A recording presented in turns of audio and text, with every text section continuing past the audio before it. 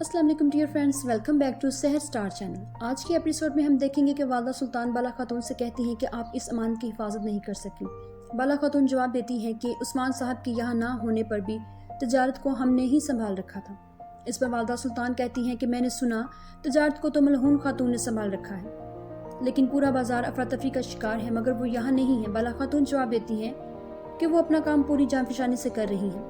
इस पर वालदा सुल्तान कहती हैं कि ये मसला बहुत बड़ा है बाला खातून, आपने अपने लोगों को मुसीबत में छोड़ दिया है, मगर तुम फिक्र ना करो, रियासत सल्जोक हमेशा यही रहेगी और वालदा सुल्तान की हैसियत से मैं बाजार पर कब्जा करूंगी। दूसरी तरफ से मरहूम खातून आ जाती है और कहती हैं कि इसकी कोई जरूरत नहीं और मैं इसकी कभी इजाजत नहीं दूंगी। वालदा सुल्तान कहती हैं कि अगर आपको कोई मसला पेश आ रहा है तो मैं उसे ठीक कर दूंगी, ऐसे तो लोग कह से मर जाएंगे, फैसला आपका है। मलहून खातून गोरबूज सिपाही को आवाज देती है और वो खुद नोट से भरी हुई गाड़ी लेकर आता है और लोगों में साथ सामान तकसीम करता है।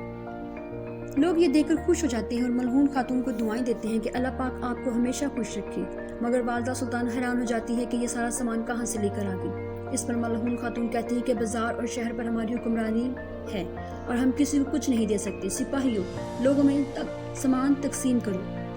ड्रामे के दूसरे मंजर में सल्जोक महल दिखाया जाता है। महल के अंदर दो सिपाही सामने से आने वाले सिपाहियों को ये कहते हैं कि सुल्तान अलाउद्दीन साहब डजन फकी का इंतजार कर रहे हैं। वही वजीर जब महल के उस कमरे में पहुंचता है जहां सुल्तान मसूद को रखा जाता है तो कमरा खाली होता है और एक सिपाही मरा हुआ पड़ा होता है। अपने सिपाहियों को हुक्म देता है कि उसे ढूंढो और रस्सी का फंदा जो सुल्तान मसूद के गले में डाला गया था पकड़ कर कहता है, उस्मान, ये रस्सी मैं तुम्हारे गले में डाल कर ही रहूंगा, ये जानते हुए कि तुम्हारा बेटा मेरे पास है। मैं ये रस्सी तुम्हारे बेटे के गले में डालूंगा। दूसरी तरफ उस्मान सुल्तान मसूद को एक गाड़ी के अंदर छुपा कर ले जा रहे होते हैं कि उस्मान सुल्तान मसूद से ये कहता है कि मुझे एक जरूरी काम करना है, मैं अभी वापस आता हूँ। इस पर सुल्तान मसूद कहता है कि इस वक्त कोनिया छोड़ने से ज्यादा अहम क्या है आपके लिए।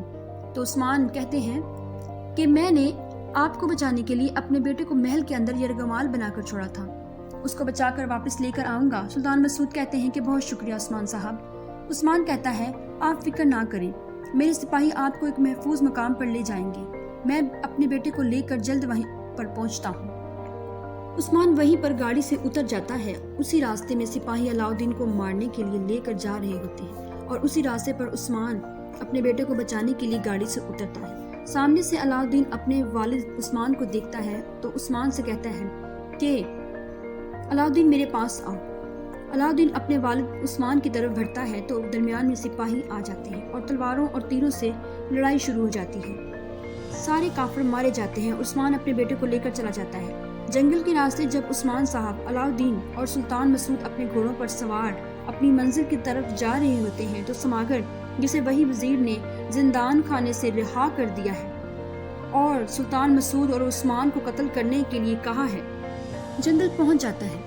एक सिपाही कमांडर समागर को बताता है कि वो इस तरफ है। इधर उस्मान के कहने पर घोड़ों की नालों को उतारकर उल्टा जोड़ देते हैं ताकि मंगोलों को ये पता चले कि हम किसी और तरफ जा रहे हैं, क्योंकि मंगोलों से बचकर निकलना आसान नहीं है। उस्मान साहब सुल्तान मसूद को लेकर पैदल सफर करना शुरू कर देते हैं। सल्जोक महल के अंदर अलाउद्दीन वजीर से कहता है कि मेरे चचा और सुल्तान मसूद कैसे बचकर निकल गए, अपने कत्ल होने के दिन ही वो जिंदा बचकर निकल गए, मुझे दोनों कत्ल हुए चाहिए।